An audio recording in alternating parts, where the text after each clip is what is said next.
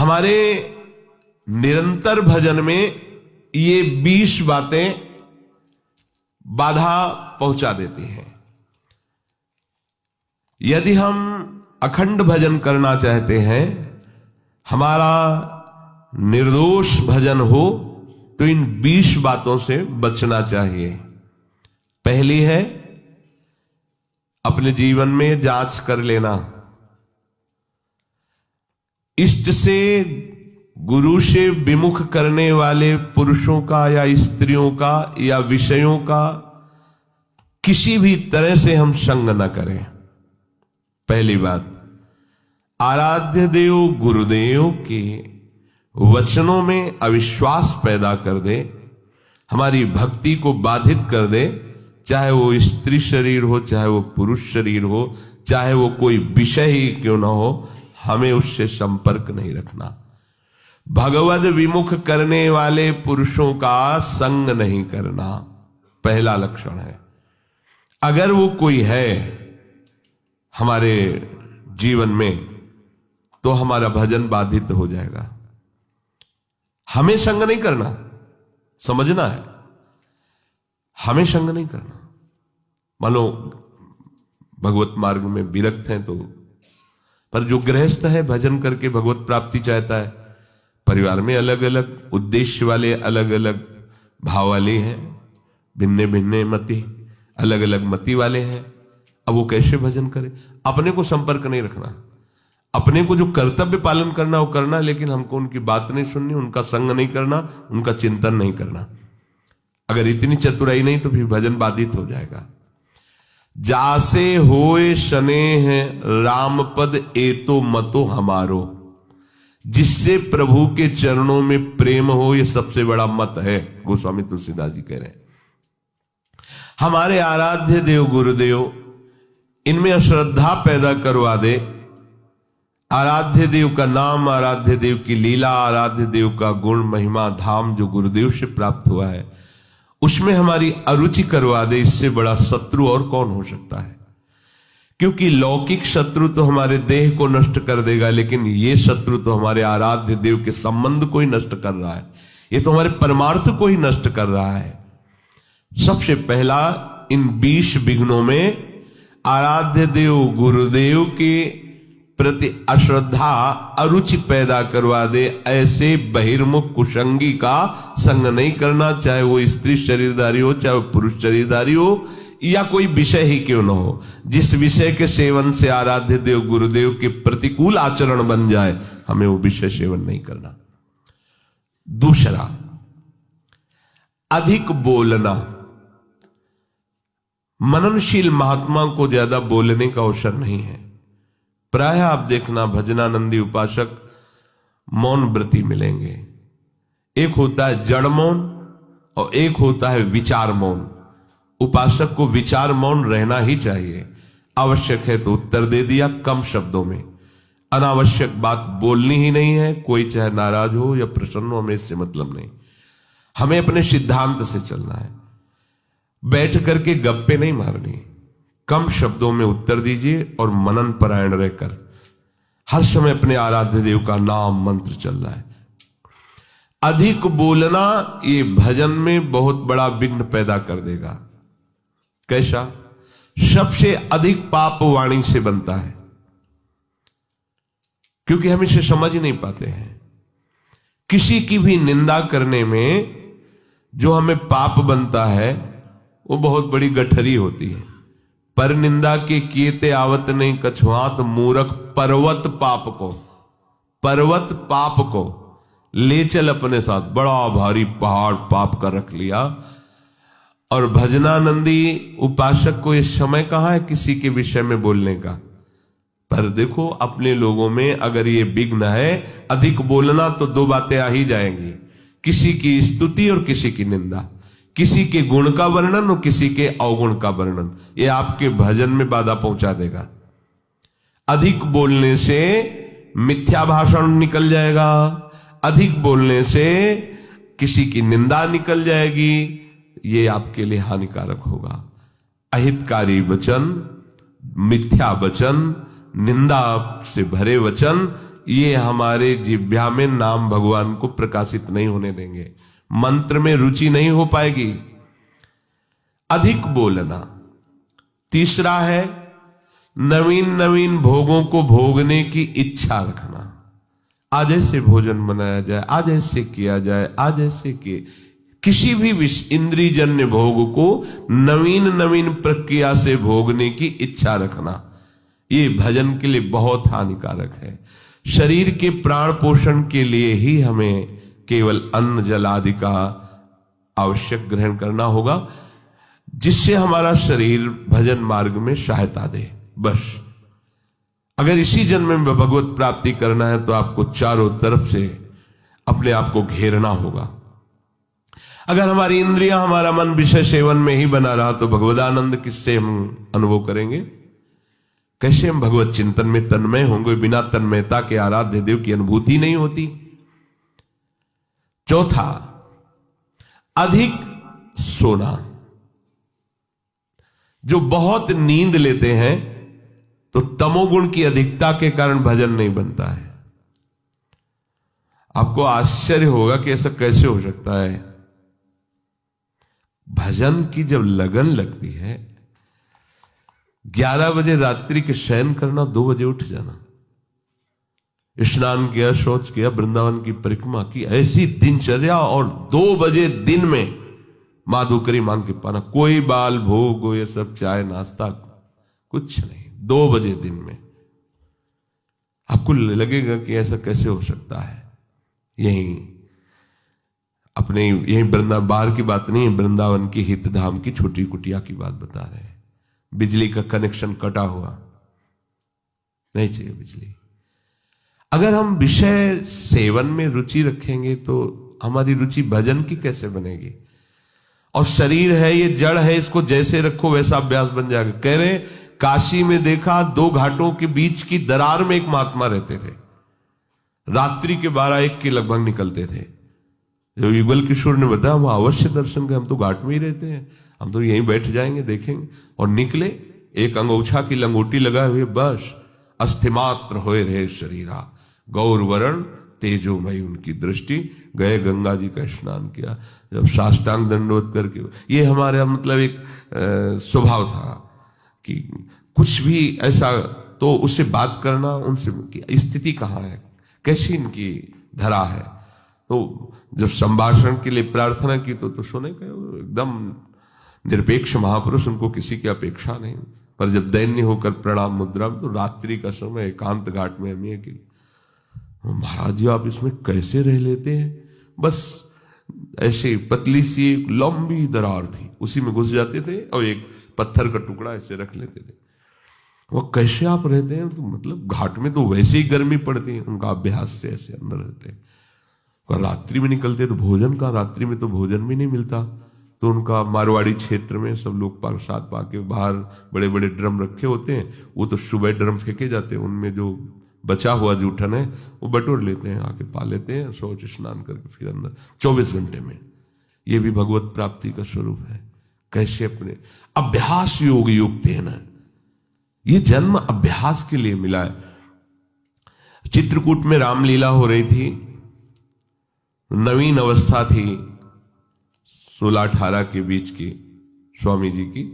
तो वो रामलीला में जब देखा कि भगवान राम सुबह राज्याभिषेक होना था और 14 वर्ष का वनवास, बड़ी तन्मयता से देख रहे थे। एकदम हुआ कि जब प्रभु को वनवास हो गया तो फिर मेरा जीवन किस काम का? अब मैं घर नहीं जाऊं।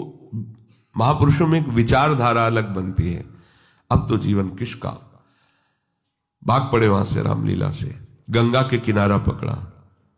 वो समय काटते हुए ऐसे आगे बढ़ रहे तो स्वामी शंकरानंद जी महाराज बड़े अवधूत स्थिति को प्राप्त महापुरुष थे। अशनी आश्रम, जब गंगा किनारे भ्रमण कर रहे तब जब उनके पास आए तो उन्होंने दृष्टि से देख लिया कि इनकी बहुत ऊंची अवस्था जागृत होने वाली है अध्यात्म की।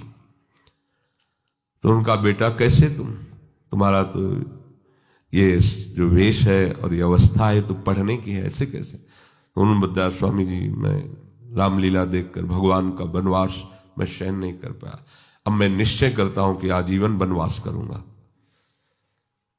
तो इस निश्चय का स्वरूप क्या होगा? उनका घोर वैराग्य से जीवन व्यतीत करना। तो उनका फिर संन्यास मार्ग ले लूं? कहां, दे दीजिए। नवीन अवस्था में गंगा जी में संन्यास दिया गया। संन्यास का होता है कि दिगंबर कर दिया जाता है, निर्वस्त्र, और गंगा में खड़ा किया जाता है। अब तुम्हारा कौन है? तो गंगा को साक्षी करके बोलता है, कोई नहीं, नारायण के सिवा मेरा कोई नहीं। फिर वो संस्कार किए जाते हैं, फिर इसके बहुत से संत उपस्थित रहते हैं, फिर उनको लोक मर्यादा के लिए लंगोटी दी जाती है, और यहां तक केवल वस्त्र ढकने की अनुमति संन्यास को। जब उनको लंगोटी दे, उनका नहीं गुरुदेव, क्योंकि संस्कारी महापुरुष थे। तो कहा लोक, बोले अब लोक व्यवहार रहा कहां प्रभु? तो उनका ठीक है, ऐसा ही सही, चलो। तो कहां? बोले आश्रम। बोले नहीं, जहां हमें आपने संन्यास दिया, आजीवन आपके सामने नियम लेते हैं, यही जीवन व्यतीत करेंगे। तो गंगा का किनारा ही उनका घर था। जैसे गंगा बढ़ती ऊपर चले, जैसे घटती वैसे रेत, बस ऐसे दिगंबर। नवीन अवस्था थी, और उनकी स्थिति ऐसी थी कि जटाओं के भार से ऐसे नशे में जैसे उन्मत्त महापुरुष भगवदानंद के, और शरीर की त्वचा एकदम मोटी ऐसे। अब गंगा किनारे मच्छर भी लगते हैं, सब समय समय पे गर्मी, बालू तप्त होती, वो वैसे। क्या हुआ? क्या उनका शरीर नहीं था क्या? निश्चय इतना जोर का कि देह राग मिट गया। तो क्या आप में वो भागवतिक शक्ति नहीं है क्या? और हम ये कह रहे हैं कि आप आकांक्षा क्यों करो कि हम कोई पहनने को मिले, खाने को मिले, ऐसी रहने की आकांक्षा करो, भगवत तत्व की ज्ञान की आकांक्षा करो, भगवत प्रेम की आकांक्षा करो, प्रियालाल के रूप रसास्वादन की, उनके श्री चरण सेवा की। ये आकांक्षा का विषय है, ये आकांक्षा का विषय थोड़ी है कि हम ये पहन लें, हम ये खा लें, हम ऐसी परिस्थिति में रहें, हमारी ऐसी हाई फाई व्यवस्था हो। हमारी मांग नहीं होनी चाहिए। हम स्वामी के आश्रित है, जैसा वो चाहे वैसा करें, जिसमें वो राजी है उसमें हम राजी हैं। तो अधिक नींद लेने का यह स्वभाव उपासक को छोड़ना पड़ेगा। बिल्कुल ना सोना और बहुत सोना, आगे के श्लोक में भगवान मना करते हैं, दोनों को योग सिद्ध नहीं होता। बिल्कुल ना पाना और बहुत पाना, दोनों को योग सिद्ध नहीं होता। तो अधिक नींद लेना, इस पे शासन करो यदि भगवत प्राप्ति करना चाहते हो। आपकी दिनचर्या में सोने का आपका ठीक समय होना चाहिए। जितने महात्मा आज तक मिले उन सबकी दिनचर्या परिपक्व रही है। परिपक्व दिनचर्या 2-4 मिनट की बात नहीं कहते, नहीं, उनका उठना, उनका लेटना, उनका खाना, उनका पीना एक टाइम पे होता है। ऐसा नहीं है जब चाहा तब। अगर उस समय तक भोजन नहीं मिला तो इसके बाद वो भोजन नहीं पाएंगे, चाहे 56 प्रकार के भोग आ जाए। एक महात्मा जिस आश्रम में हम गंगा किनारे रुके थे, उसी आश्रम में आए थे। शाम टाइम वो कुछ नहीं लेते थे, एक टाइम दोपहर में अगर भिक्षा मिल गई तो लेते थे। प्रायः कौन इनके पीछे पड़ता है, खान पान के पीछे। जिसकी लगन लग जाती है प्रभु की प्राप्ति में, ये तो बहुत छोटी बातें हैं। इन महापुरुषों को देखो, वो शाम के जो उस आश्रम में आए जहां हम टिके हुए थे, तो उनको गाय वहां आश्रम में थी, तो संतों को शाम के बयारू कराई जाती थी, एक एक गिलास दूध दिया जाता था। तो बयारू तो करते नहीं थे, जब दूध तो उनका नहीं, हमारा नियम है, मैं एक बार दिन में जो भगवत इच्छा से मिलता पाते हैं, फिर नहीं। अरे नहीं स्वामी, दूसरी बार पूछते उनकी दृष्टि, ये क्या है, ये कोई स्वागत है? अरे परमार्थ के पति होकर के नियम को तोड़ने के लिए तुम जोर दे रहे हो? ये क्या प्राण पोषण करना ही साधु का धर्म है क्या? हटाइए, आप कैसे साधु हो? बार बार हमको खाने के लिए प्रेरित, डांट दिया। अपने खुशी हो जाएंगे, दूध दे रहे हैं गाय का, भाई इतना प्यार कर। प्यार नहीं देखा जाता, अपना लक्ष्य देखा। आप कितना आराध्य देव से प्यार करते हैं? हमें विषय सेवन के लिए कोई प्यार दे तो इसे प्यार कहते हैं क्या? आराध्य देव के चरणों जासो हो सने राम मत, राम पद ए तो मतो हमारो। अधिक भोजन, 5वां है अधिक भोजन। सच्ची मानिए, ये अनुभव की बात कहते हैं। अल्पाहार और अधिक भोजन दोनों आप करके देख लो। अधिक भोजन करने वाले की भजन में रुचि नहीं रहेगी। अगर दोनों टाइम आप भोजन जितना चाहिए उससे अधिक लोगे तो आप ब्रह्मचर्य रह ही नहीं सकते, आप भजन कर ही नहीं सकते, आपकी भजन में रुचि नहीं रहेगी। वो एक खिलवाड़ केवल होता रहेगा, दिन पार होता रहेगा। और आप 2-4 दिन आपको थोड़ा परेशानी पड़ेगी किसी भी संयम को धारण करने के लिए, आप उसे धारण कीजिए, फिर आप देखिएगा अगर आप 15-20 दिन ऐसे संयम से चले, फिर आपको हम ही छूट दे दें तो आप कहोगे नहीं बस ऐसा ही ठीक है। धीरे धीरे आपको हर इंद्रिय, हर वृत्ति को अपने आराध्य देव प्रियालाल में समर्पित करना है। रोज का रोज हमारी आयु नष्ट हो रही, हमारा लक्ष्य केवल यही बना हुआ है, संसार के भोग। सोचो हम कहां खड़े हैं, हमें कहां पहुंचना है। अधिक भोजन ये भजन का विघ्न है, 5वां। और 6ठा है उपासक होकर हंसी मजाक गंदी करना। उपासक भी हंसते हैं अपने आराध्य देव की, अपने उपासना की, उपासक जन मिलकर वार्ता। ऐसा नहीं कि संसारिक उनको कॉमेडी उनको सुन के हंसना पड़े, उनको प्रोग्राम देखना पड़े कि हाँ चल रहा है कॉमेडी को हम हंस रहे हैं, ये साधना है क्या? हंसने के लिए तुम्हें तो प्रियालाल बहुत है, हास परिहास रसिका। या उपासक जन आपस में बैठ करके भगवत वार्ता, पवित्र वार्ता से विनोद, नहीं तो विनोद की ठौर कहां है? बिल्कुल नारायण हरि भजन में पांचों न सुहात, विषय भोग निद्रा हंसी जगत प्रीति बहुबात। तो हंसी मजाक करना ये उपासक का भजन का विघ्न है, ऐसा न करें। 7वां है अपने रिश्ते नातेदारों के प्रति आसक्त हो जाना, जैसे स्त्री पुत्र और भी जो संबंध है इनमें आसक्त, भजन नहीं बन पाएगा। सबकी ममता ताग बटोरी, मम पद मन ही बांध पर डोरी।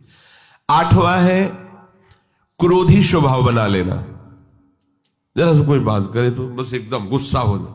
नहीं नहीं, आप भजन करने वाले हो, कभी कभी किसी की प्रतिकूल चेष्टा, अब जैसे आप परमार्थ में चल रहे हैं, किसी को परमार्थ संबंधी ही आप सावधान कर रहे हैं, वो आपके सामने ही प्रतिकूल आचरण कर रहा है, आपको गुस्सा नहीं होना है। ये आपकी भी तो परीक्षा हो सकती है, भगवान आपको भी तो देख रहे हैं कि आप उपदेश ही केवल देते हैं या आपके भी जीवन में कुछ है। इसलिए आप खुद देखो आपके जीवन में क्या है। उस समय आप प्रशांत आत्मा विवेक के द्वारा अगर कहीं भी स्फुरण हो रहा है क्रोधात, तो उसे शांत कीजिए। वो क्रोध दूसरे का अहित करेगा कि नहीं करेगा, पर आपका हित हो जाएगा, आपका हृदय पवित्र हो जाएगा, आपके हृदय में जलन पैदा हो जाएगी। क्रोध रूपी विकार भजन को बहुत ज्यादा ढकता है। पूज्य श्रीपाद उड़िया बाबा जी महाराज, 1 महीने में अगर कस के 1 बार गुस्सा आ गई तो 1 महीने का भजन ढक जाएगा, वो भागवतिक तेज प्रकाशित नहीं हो पाएगा। और 12 बार साल में गुस्सा आ गई तो पूरे साल का भजन ढक गया। और यहां दिन में 12 बार आ जाता होगा गुस्सा, ये ऐसा कैसे, ये ऐसा कैसे? गुस्सा नहीं करनी, क्रोध नहीं आने देना अंदर से। 9वां है हिंसा करना। हिंसा वाणी से भी होती है, मन से भी होती है और शरीर से भी होती है। जो भगवत मार्ग का पथिक है सावधान रहता है, शरीर से तो हिंसा मुश्किल ही बनती है। किसी भी जीव को कष्ट देने का स्वभाव होने वाला साधक कैसे हो सकता है? किसी भी जीव को पीड़ा देने वाला कैसे साधक हो? परमार्थ का पथिक वो हो ही नहीं सकता, वो तो नाटकबाजी है। किसी भी जीव को शरीर से पीड़ा कैसे दे सकता है? वो नहीं दे सकता। बड़ी सावधानी रखने की जरूरत है। किसी भी जीव को नहीं, सांप मारो मारो मारो, बिच्छी मारो, कुछ को देखते छिपकली ऐसे भयभीत हो जैसे मगरमच्छ हो छिपकली, हाँ उसको निकाल के मार, ये सब बिल्कुल सावधान। बाबा श्रीधर जी महाराज कालीदय 10-12 छिपकली मच्छरदानी में ऊपर, मच्छरदानी ऐसी मच्छर के हाथ 10-20 जगह से डाल सकते हो, ऐसी मच्छरदानी लगी थी। क्या रात दिन भजन में डूबे हुए। वो ऐसा नहीं था कि वो छिप जो जाते थे अपने लोग। तो आपका लक्ष्य प्रभु है तो आप में सबको प्रभु को देखना होगा, सब में प्रभु, कोई भी बाधा नहीं पहुंचा सकता। सेनपुर में आपको मतलब ये बात ऐसा लगेगा कि शायद अत्युक्ति करके कही जा रही हो, जैसे काले चीटे घूमते ना, ऐसे भूरी और काली बिच्छी घूमती थी शाम के, और एक से एक कोबरा, किंग कोबरा, बड़े बड़े सांप, क्योंकि गंगा का किनारा, भीषण जंगल, और एक पंजीरी बाबा, बूढ़े बाबा उधर रहते थे और दूसरे हम वहां थे, और वो कान के बहरे थे कि हल्ला बचाओ तो सुनाई न दे। अब केवल भगवद आश्रय ले ही तो और क्या वहां रह सकता है। बस दृढ़ निश्चय था कि अगर संयोग है तो काटेगा, नहीं तो नहीं काटेगा। तो बहुत समय तक रहने पर कभी बिच्छी ने नहीं मारा, कभी सांप ने। ऐसे आसन में बैठे हुए और ऐसे सांप जा रहे हैं, ऐसे बिचखा पर सांप। उल्लुओं की आवाज तो ऐसे जैसे कोई संगीत गा रहा हो। 14 राग से उगाता है उल्लू, 14 प्रकार की आवाज होती हो, हर आवाज में एक भय उत्पन्न हो। गंगा जी के किनारे तो प्रतिध्वनि भी होती थी उसकी। अंधेरा न कोई लाइट न कुछ, केवल प्रभु ही प्रभु, मंत्राकार वृत्ति। अरे जो पीछे संत महात्मा इसीलिए ऐसे स्थानों का चयन करते थे, अन्य आश्रय नहीं, केवल भजन ही करना पड़ेगा, दूसरा उपाय नहीं है। हिंसा ना तो शरीर से होनी चाहिए और वाणी से भी हिंसा होती है। किसी के दिल में दुख पहुंचाने वाली वाणी बोलना हिंसात्मक वाणी है नहीं। सबके दिल में दिलवर वास करता है, उसी की हम उपासना करते हैं। हमको ऐसे कठोर वचन नहीं बोलने हैं जिससे उसका हृदय दुखी हो जाए। हम अपनी बात कह देते हैं, ना मानो आपका। देखो भगवान गीता जी बोल दिए ना, मानो या ना मानो तुम्हारी बात है। मानोगे तो भगवदानंद में रहोगे, नहीं मानोगे तो विषयानंद में डूबोगे। और एक होता है मन से हिंसा करना, ये ज्यादा होता है। शरीर से हिंसा करना तो साधक मार्ग में बहुत ही निंदनीय है। वो तो शायद ही कोई ऐसा मूर्खतावश कर दे, नहीं तो नहीं करेगा, क्योंकि वो साधक मार्ग में चल रहा, उपासना मार्ग में काहे कि किसी जीव की हत्या करेगा। वाणी से वो भी चूक कर सकता है। किसी को ऐसे दुखद वचन, जाओ भोगोगे, ये भी दंड है ना। ये भी आप हिंसात्मक वचन बोल रहे हैं। अगर आप भजन करते हैं और आपका वचन लागू हो गया, जाओ भोगो, तो आपने उसके लिए विधान कर दिया ना दुख का। तो साधु से होए न कारज हानि, साधु तो परहित परम मंगल करने वाला होता है, उसके दुख का विधान कैसे करे। और मन से होता है कि जब कोई हमारे प्रतिकूल चलता है तो एक जलन होती है, उस जलन में हमारे अंदर निकलता है, भोगोगे तुम, फिर आगे चल करके तुम देख लेना तुम्हारी दुर्गति होगी, तुम अमुक कष्ट पाओगे, जाओ ऐसा ऐसे। वो जो मन है ना, वो अपने आप संकल्प करता है। तब इसको समझ में आएगा कि ये जो हमारी प्रतिकूलता कर रहा है ना, तब इसको समझ, ये सब बातें नहीं होनी चाहिए। अगर ये बातें हैं तो आपके भजन में टांग टूट जाएगी आपकी, आप भजन की चढ़ाई पे नहीं चढ़ पाएंगे। ये टांग तो सुरक्षित बनी रहे चाहे, लेकिन भजन की चढ़ाई आप नहीं चढ़ पाएंगे, आप फिसल जाएंगे। जो दूसरे का तनिक भी अहित सोचता है, उस दूसरे का अहित हो या ना हो, तुम्हारा उसी क्षण से अहित शुरू हो गया, उसी क्षण से तुम्हारा हानि शुरू हो गया। 10वां है काम विकार। ये चाहे कर्म मार्ग का पथिक हो, कर्मयोग, भक्ति योग, ज्ञान योग, ये तीनों मार्गों में अपना एक छत्र, बाधा का राज्य उपस्थित करता है काम। ये छोटी मोटी शक्ति नहीं। चाहे ज्ञान मार्ग में हो, चाहे कर्मयोग मार्ग में हो, चाहे भक्ति योग मार्ग में हो, ये ऐसा भागवतिक सैनिक है कि हर जगह इसका प्रवेश है, विघ्न पहुंचाने की इसमें ताकत है। इसीलिए सब इससे डरते रहते हैं। अगर इससे डरते रहोगे तो निर्भय हो जाओगे, और इससे डरना बंद कर दोगे तो फिर डर तुम्हें कभी छोड़ेगा भी नहीं। ध्यान रखना, यही डर ही डरप हरिवंश हित। महाप्रभु कह रहे डरते रहो। ना जानो छिनंत कवन बुद्धि घटई प्रकाशित, छुटी चेतन जो अचेत त्यो मुनि भय विश्वासित। महाप्रभु कह रहे हैं डरते रहो, ये बात से डरते रहो। एक संत भगवान कह रहे थे काला सर्प काट ले तो उसका उपचार हो सकता है, लेकिन ये काम अपना अधिकार हृदय पे कर ले, ये डस ले, इसका उपचार नहीं हो सकता। ये ऐसा जहर है कि वो लहरें लेते रहो, पूरा जीवन वो नशा चढ़ा रहेगा उसका। और जैसे जैसे आपकी आयु कम होती जाएगी, मतलब अवस्था शरीर की बढ़ती जाएगी, आयु कम, वैसे वैसे और बढ़ता जाता है। जैसे जैसे आपकी शरीर शक्ति क्षीण होती, वैसे ही वासना और रंग लाती, क्योंकि दुर्गति करना है ना। इससे चाहिए कि भगवान नाम और भगवत आश्रय के बल से इस विकार को सह कर शांत किया जाए। जितना आप सहनशील होगे उतने ये शांत होता चला जाएगा।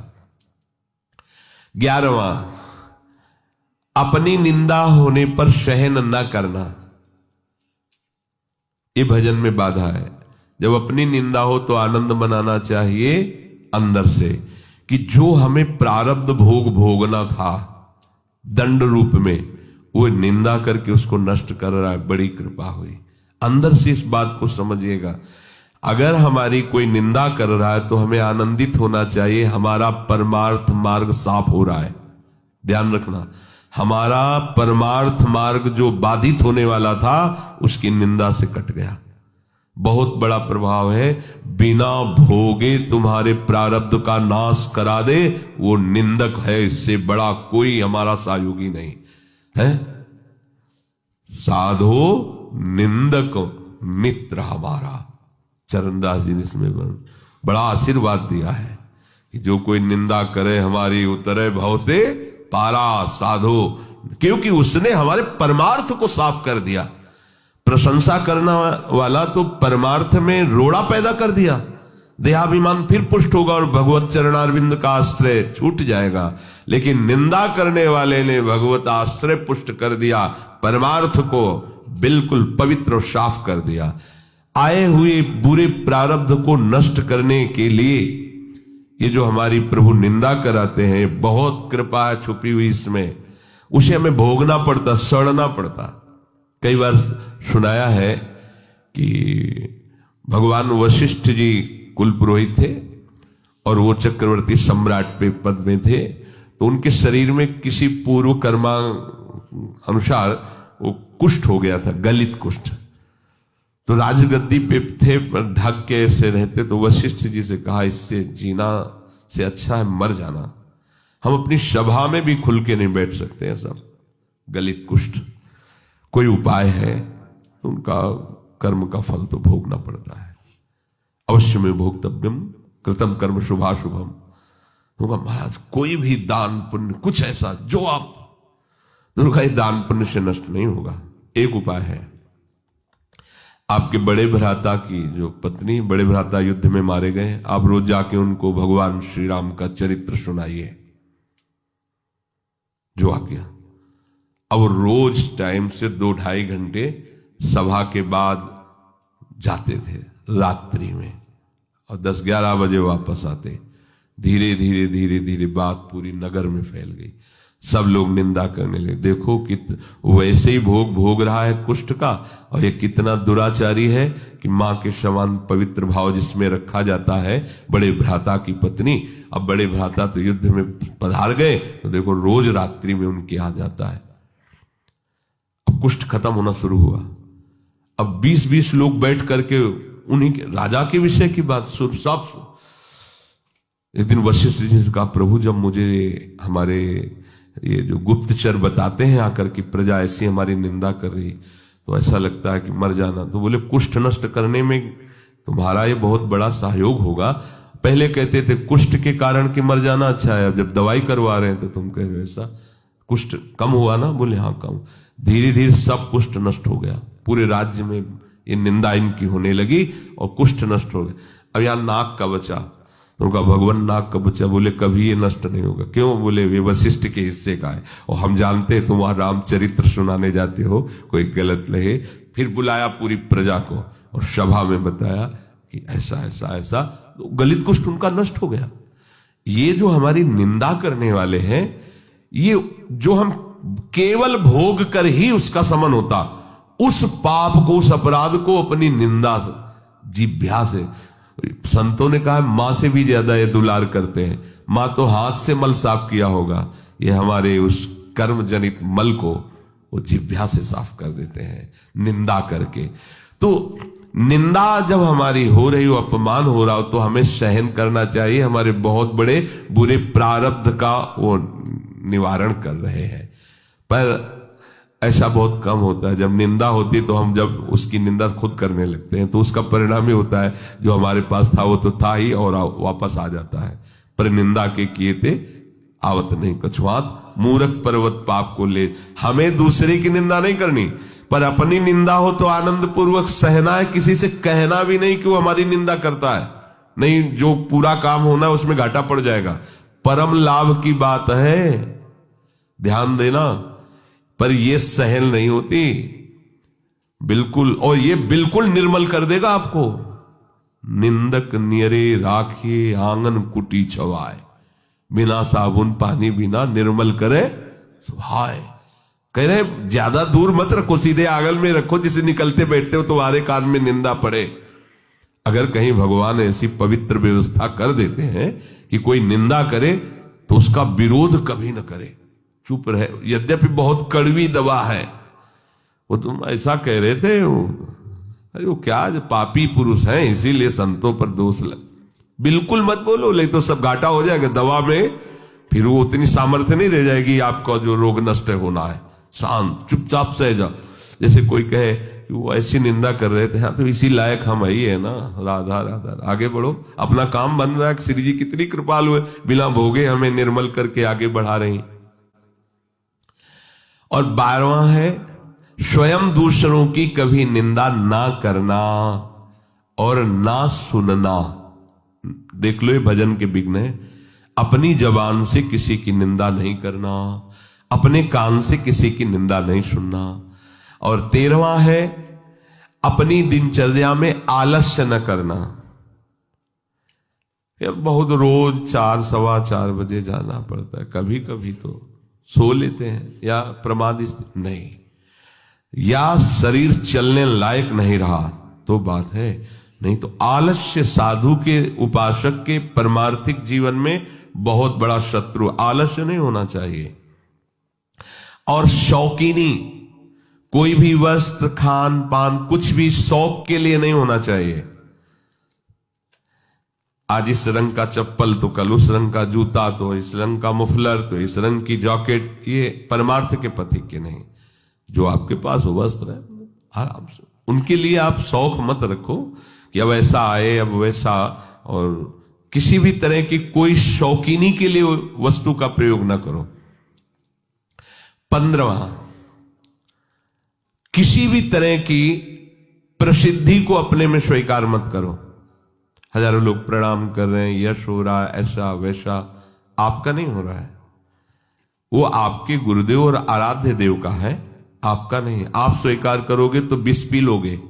सम्मानम कल्याति घोर गरलम नीचापमानम सुधा, श्रीपाद प्रबोधानंद जी महाराज कह रहे हैं ये सम्मान विष है, तुम्हें सम्मान नहीं हो रहा।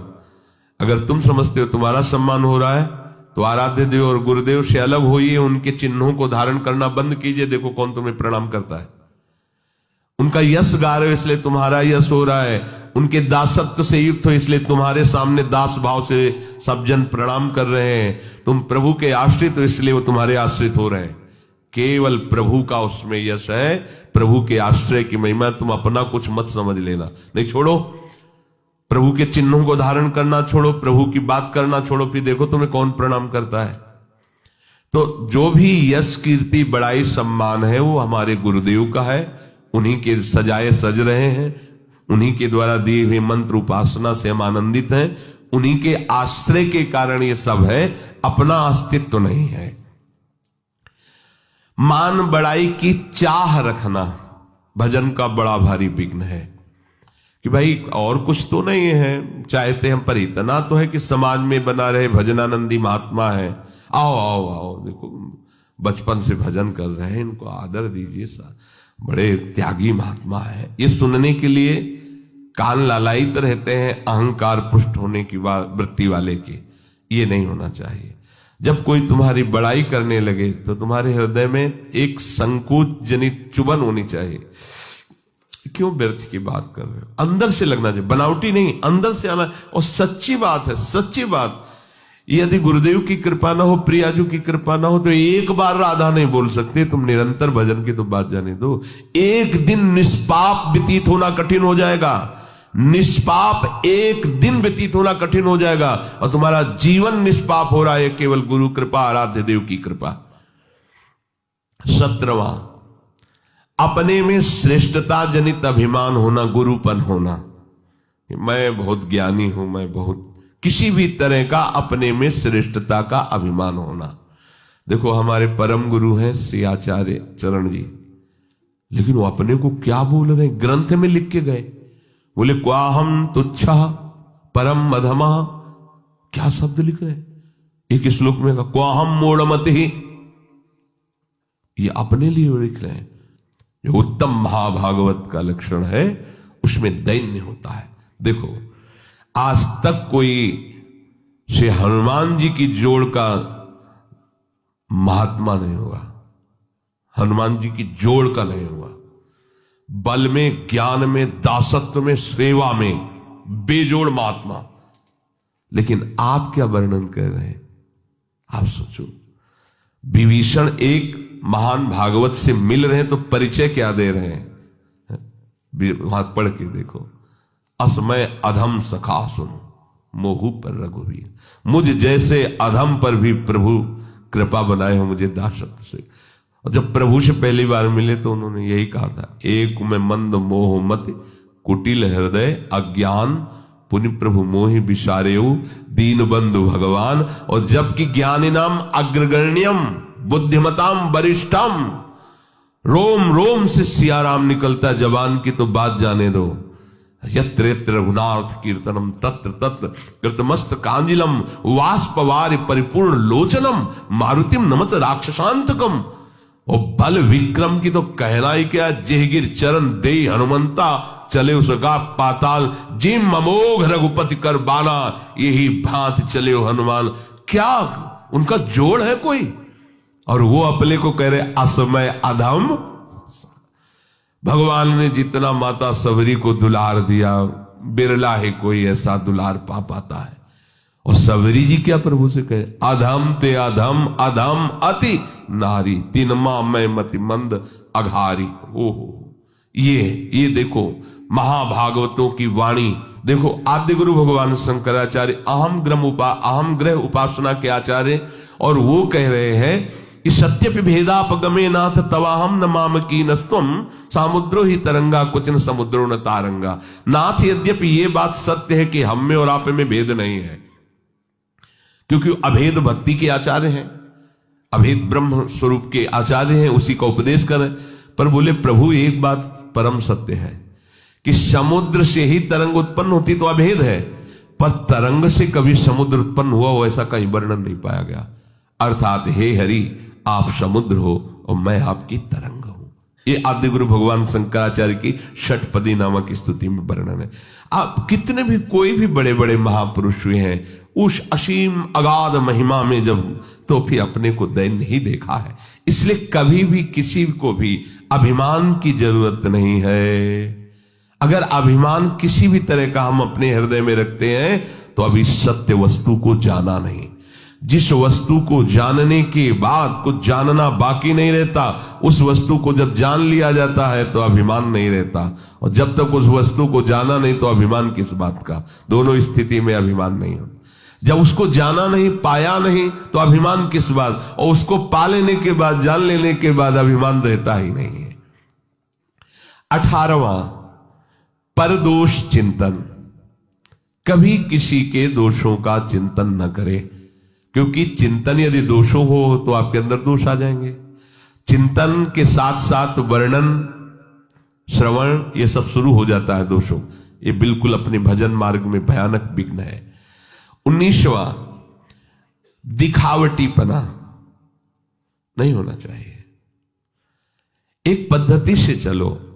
अगर वैराग्य मार्ग में भी है तो गुरु परंपरागत वस्त्र और तिलक आदि रचना का एक ही क्रम है। अलग अलग संप्रदायों में अपने अपने आचार्य द्वारा जो तिलक दिया गया है, यह हमारा बनावटीपना या दिखावटीपना नहीं है।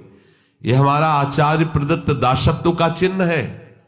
यह कोई खिलवाड़ नहीं है कंठी तिलक धारण करना, पर बनावटी नहीं। आचार्य परंपरा से जुड़ा होना चाहिए, आचार्य प्रदत्त मंत्र होना चाहिए। तभी ऐसा नहीं कि बनावटी वेश जो मनाया, लाल पहन लिया। एक दाम में आए थे, लाल कपड़ा पहने, बोले शरणागत मंत्र लेना। तुमने कहा वैसे ही आप लाल वेश धारण? बोले वो तो ऐसे पहन लिए। ऐसे कैसे पहन लिए? गेरुआ वस्त्र की महिमा समझते हो? साक्षात नारायण स्वरूप, अग्नि स्वरूप माना जाता है। ऐसे ही धारण कर लिए, ऐसे ही कपड़े धारण कर लिए, ऐसे मन मानी। कोई भी दिखावटीपना नहीं होना चाहिए, आचार्य परंपरागत होना चाहिए।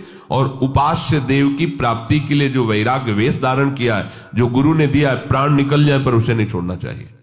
ये जो ऐसे नहीं मनमानी आचरण, ऐसा नहीं। एक बार एक महाभागवत एक परम सन्यासी को बंदी बनाया गया था, गौ हत्या के विरोध में वो खड़े हुए थे। तो उनको कहा गया आप अपने वस्त्र उतारिए, तो उन्होंने कहा गला काट दीजिए, स्वीकार है, पर हम ये काषाय वस्त्र नहीं उतार सकते, ये हमारे आचार्य और गुरु प्रदत्त है, तुम इसे खिलवाड़ मत समझना। ऐसा जब गौ हत्या के विरोध में खड़े थे तो उनका दंड भी भंग कर दिया गया था, उनका श्राप लागू हो गया था। बहुत ये जो आचार्य परंपरा से पोशाक और भागवतिक चिन्ह, वैष्णव चिन्ह मिलते हैं, खिलवाड़ नहीं है। जब मन आया तब धारण किया, जब मन आया तब उतार दिया, ये हुए ही नहीं प्रभु के। ये सब केवल स्वांग रचने वाले नौटंकी नाटक वाले हैं। ये कोई नाटक का खेल है क्या कि पर्दे पे गए तो साधु का वेश बना करके आशीर्वाद दे रहे हैं, पीछे आए तो पैंट शर्ट और बीड़ी हुक्का पी रहे हैं? ये थोड़ी, ये कोई सीरियल का साधु थोड़ी है। अपने जीवन को आचार्य गुरु परंपरा में आजीवन उसी में, हमारे जो गुरुदेव ने हमें वस्त्र दिया, मंत्र दिया, उपासना दी, भागवतिक चिन्ह दिए, उसी के अनुसार हमें चलना है। दिखावटी नहीं होना चाहिए, बनावटी नहीं होना चाहिए। सोमवार को और रंग के, मंगल को और रंग के, बुद्ध के और रंग को, बृहस्पति के और रंग के, ये बहुरंगी बाबा नहीं होना चाहिए। आराध्य देव के रंग में रंगे हुए, शुरू से हर संप्रदाय की एक पोशाक होती है। नैष्ठिक ब्रह्मचर्य, श्वेत वस्त्र धारण करके मूंज मेखला, महावाक्य ऊपर का लाल वस्त्र नीचे का सफेद, सन्यास काशा गेरुआ वस्त्र, वैष्णव श्वेत पीत या भगवत प्रसादी। किसी भी संप्रदाय का वैष्णव हो पीत वस्त्र धारण कर सकता है, श्वेत वस्त्र धारण कर, या गुरु इष्टिक भगवत प्रसादी, उसमें रंग नहीं देखा जाता। अगर भगवत प्रसादी है तो उसे वो हमारे आराध्य देव की प्रसादी, अन्यथा अपनी स्वेच्छा पूर्वक नहीं। विरक्त मार्ग में है, अगर कौपीन नहीं है, कौपीनवंता खलु भाग्यवंता, अगर आपका पुरुष शरीर और आपको वैराग्य मार्ग में, कौपीनवंता खलु, मार्किन ऊपर से कौपीन लग, जैसी आपको रहने दी गई आजीवन। फिर हमें नहीं देखना कि जिसने हमें रहने दी वो कैसे रह रहा है, हमें देखना है हमें कैसे रहने दी गई, हमको उसी में चलना है। वो किस स्थिति में क्या है उनका खेल वो जाने, हमें जो दिया गया हमको उसी के अनुसार चलना है। बनावटीपन, दिखावटीपन अपने जीवन में नहीं होना। और 20वां है आवश्यकताओं को बढ़ा लेना। जो आवश्यकताओं को बढ़ा लेता है भजन में विघ्न है। बहुत कम आवश्यकता में आपकी दिनचर्या व्यतीत होनी चाहिए। आपका भोजन, आपका वस्त्र, आपका प्रकृति का प्रयोग कम होना चाहिए। जितना प्रकृति के भोक्ता बनेंगे उतनी प्रकृति आप पर शासन करेगी, अधीन हो जाओगे। और जितना प्रकृति से कम व्यवहार करेंगे, कम से कम भोगेंगे और जीवन यापन के लिए उसको स्वीकार करके भजन करेंगे, तो प्रकृति ही आपको मुक्त कर देगी। जाओ प्रभु की तरफ बढ़ो। और जो प्रकृति को भोगता है, आकर्षित करके, अधीन करके नष्ट कर देती है। ये 20 दोष भजन में भारी विघ्न पैदा कर देते हैं। भजन से विमुख पुरुषों का संग, अधिक बोलना, विषय भोग की इच्छा रखना, अधिक सोना, अधिक भोजन, हंसी मजाक, स्त्री पुत्र आदि में अधिक आसक्ति होना, क्रोध, हिंसा, काम विकार, निंदा आदि सहन न कर सकना, स्वयं दूसरों की निंदा करना, आलस्य, शौकीनी, प्रसिद्धि, मान बढ़ाई, गुरुपन, परदोष चिंतन, दिखावट, आवश्यकताओं को बढ़ा लेना।